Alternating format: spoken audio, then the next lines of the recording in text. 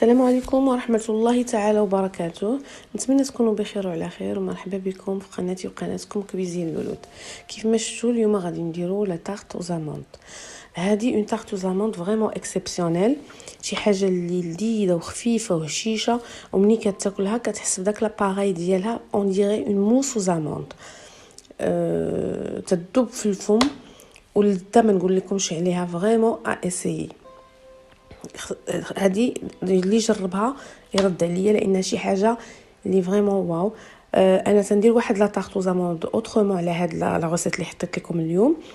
فيها بزاف ديال لي تكنيك، واون امي صديقتي ومشجعه ديالي ومشجعه القناه ومتتبعه من الاوائل، وتنشكرها بزاف.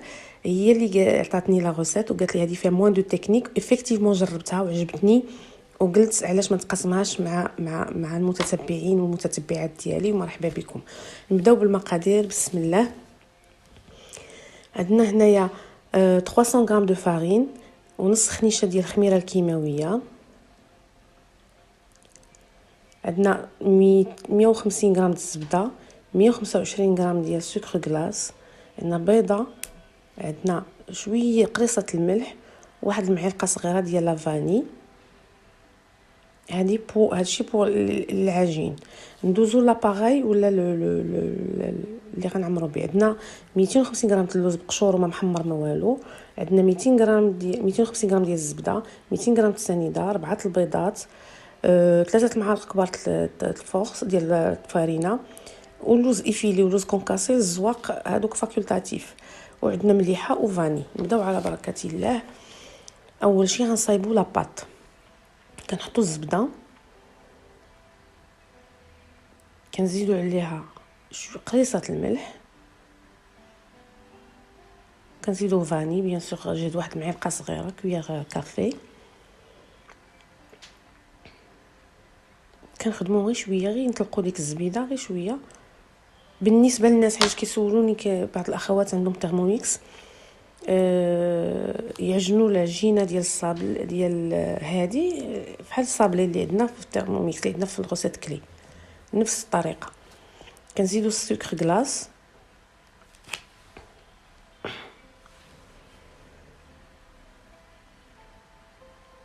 انا فاش جربتها اول مره خدمتها بالغوبو ديال اللي عندي، ومن بعد دابا ملي بغيت نتقاسمها معكم قلت نديرها مانيوالمون، باش كنصا كلشي كل واحد تقدروا تخدموها حتى في الغوبو اللي عندكم عادي. غير هو الصابلي راك عارفينه ما كيبغيش يدليك. ملي تزيدوا لا فارين غير تجمع، ما تتلكش.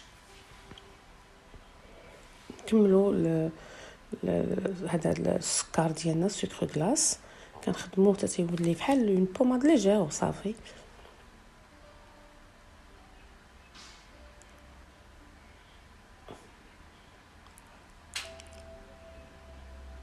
كنزيدوا البيضه،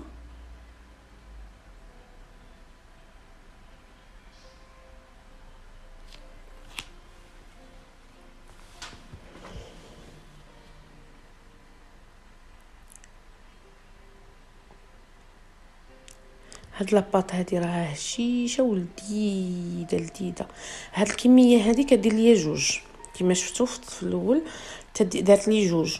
بالنسبه اللي باغي غير وحيده يقسم المقادير على جوج، ما غاديش يحتاج بحال مثلا غادير 150 غرام ديال الطحين، يقسم كلشي على جوج.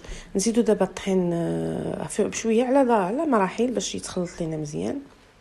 نقسمو على 3 المراحل. هو الخميره غنزيدو دابا نص باكيه ديال الخميره كيماويه مع 300 غرام ديال الطحين. كلها غادي تدخل لينا في هاد العجينه هذه. دونك كما قلت لكم راها لذيذه بزاف، زعما بغيتكم تجربوها وتردوا عليا. كما كنت كنقول لكم على انه تخدموا نص المقادير، غتخدموا نص المقادير في كلشي حتى في الحشوه. بحال مثلا ديروا 250 غرام ديال اللوز، غادي ديروا 125 غرام. بحال ما ديروا 150 غرام ديال الزبده، غادي ديروا ثاني 125 غرام، وهي غاده. الوغ هي جمعناها، غادي نغطيوها بميكا ولا بلو فيلم اليمونتير وندخلوها للثلاجه ترتاح. هي خليتها ارتاحت تقريبا. انا مازال ما خدمتش لاباري، درتها في الثلاجه تقريبا شي ساعه الا ربع. ما خدمتش لاباري علاش؟ حيت غنشكلوها، غنفصونيوها في لي مول وغنرجعوها تاني واحد الساعه اخرى المكانه في الثلاجه. هاد المرحله مهمه انها تبقى في الثلاجه باش ملي كتجي طيب كتكون واقفه شاده راسها. فوالا دابا غادي نقسمها على حساب لي مول اللي عندي.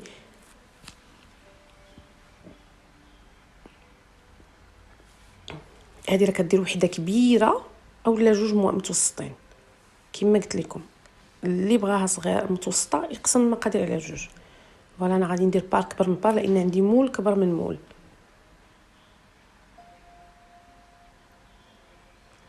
انا نوريكم. هاي ما فوالا هذاك المول الكبير ها هي سميتو، المول الصغير ها هما لي مول اللي عندي هذوك لي سيركل درتهم في بلاطو. علاش؟ باش ندخلهم في الثلاجه من بعد غنحولهم. هذا مول كبير عندي ديال الزاج، ما بغيتش ندير وحده كبيره، فضلت ندير جوج متوسطين. غنخدموهم بالطريقه اللي كنخدموا صابلي في وسط ما بين جوج ميكات. السمك المعقول، ما غاديش، ما خصهاش تكون غليظه، ما خصهاش تكون ثاني رقيقه باش ما تحرقش لينا، وحيت غتكون كلشي خضر. غندخلوها للفران، العجينه خضراء والعماره خضراء كلشي خضر، وغطيب كلها بدقه وحده.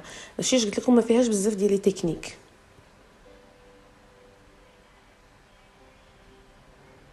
وساهله داغي كتوجد زعما فريمون. غير داك الوقت اللي كتسنى العجينه في الثلاجه هو اللي كيدي شويه الوقت. اما الخدمه ديالها كوم خدمه سهله جدا.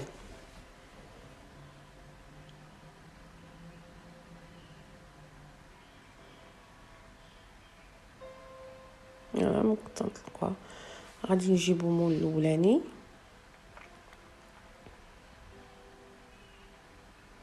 وغنلبسوها له بهذه الطريقه هذه مع الحراره داغي كتطلق. داكشي اش كنقول لكم ضروري خصها الثلاجه مع فيها الزبده تبارك الله.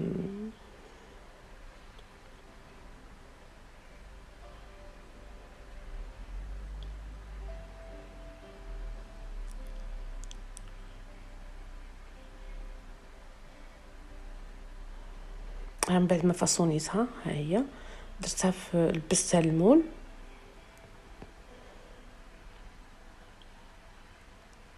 فوالا صايبت الثانيه درتها عاليه، بغيت العماره تكون شويه فيها كثيره، والاولى درتها حاضره شويه، بغيتها تكون العماره رقيقه فيها.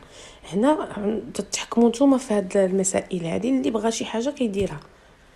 الوغ نبداو على بركه الله بلا كريم. عندنا 200 هنا غسلته ودرتو في فوطه وحطيته في الشميشه وغنطحنو خضر، ما محمر ما والو. اي طحانه عندكم غديروها فيه. الطحانه اللي كطحنوا فيها العطريه ولا اللوز نيت، ها هو من بعد ما طحنتو تعطينا واحد لابودغ ليجير خفيفه بزاف كاع. انا حيتاش عندي هاد الروبو هذا، دونك نتوما تستعملوا الروبو اللي عندكم اولا الباتور اولا الروبو اللي عندكم. درت فيه الزبده، سنيده 200 غرام ديال سنيده، فاني، قريصه الملح،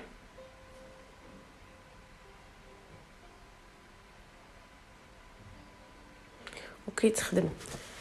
ملي كيتخدم كنزيدوا البيضه فوغ ميزور، هو تيخدام وحنا كنزيدوا البيض. كنتو في الروبو ديالكم غادي هو خدام وغادي تحطوا بيضه ببيضه، كنتو بالباتور غادي هو نتوما خدامين وكتديروا بيضه ببيضه.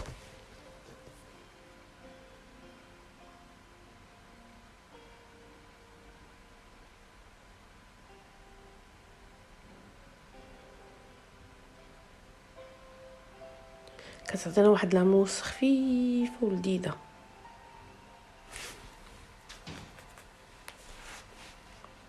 يلا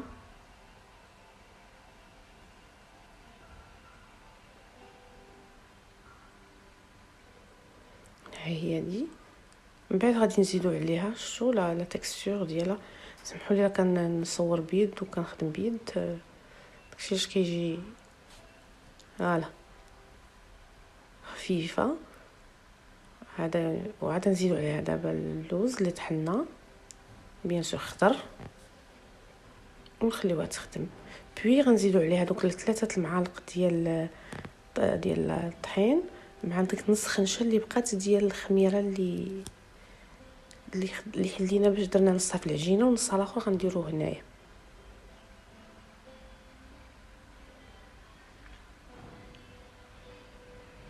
فوالا ليمون خليتهم في الثلاجه واحد الساعه المكانه، من بعد جبدتهم. كنت ديك الساعه صايبت لاباغي، كان صايب لاباغي جوست واحد 10 مينوت قبل، حيت لاباغي ما كتاخذش بزاف الوقت. قبل ما نجبدهم صايبتها وعمرهم. دابا كما قلت لكم واحد غادي نديرو عامر بزاف، بحال دابا لو دو تيير غادي نديرهم في واحد داك اللي عالي، ولو ان تيير غنديرو في اللي درتو حاضر.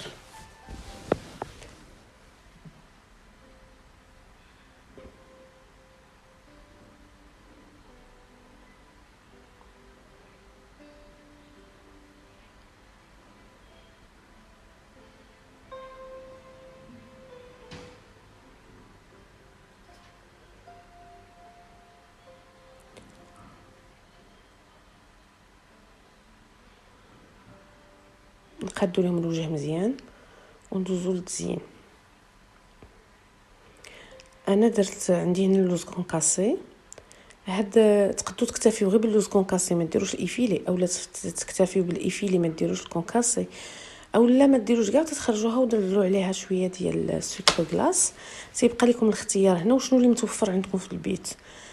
انا صاب عندي هاد لي دو، درت هاد الطريقه هذه، ولا تذوقوها بطريقه اخرى، مثلا بوند بالايفيلي وبوند بالكونكاسي. لكم الاختيار هنا، تيبقى مساله ديالكم.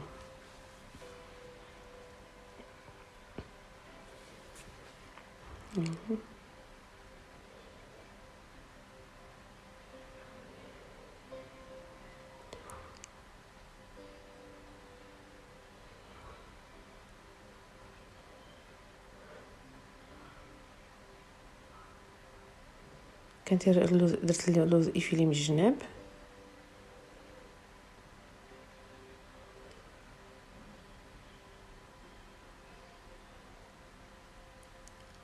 انا عندي بزاف ديال لي غوسيت ديال لي طارطو زاموند، بزاف ديال لي تكنيك كيفاش كتحضريهم، مي هادي منين جربتها فريمون لا علاقه مع كاع ولا كاع لي طارطو زاموند اللي كليت، لا ديال لي باتيس الكبار ولا ديال، لا علاقه. هادي ثقوا بيا زعما شي حاجه جديده زوينه وخفيفه لاجير، كتاكلوها بحال كتاكلوا كيما قلت لكم اون موس وزاموند، ماشي ما تقيلاش من الداخل، ولا باط هشيشه ولذيذه.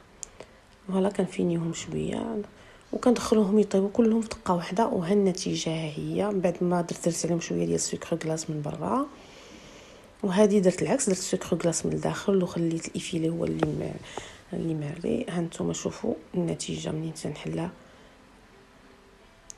زوينه خفيفه واللذه ما نقول لكمش عليها، فريمون شي حاجه زوينه.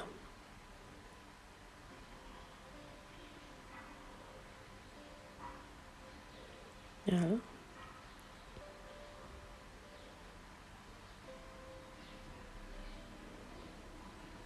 وشكرا على المتابعه، السلام عليكم.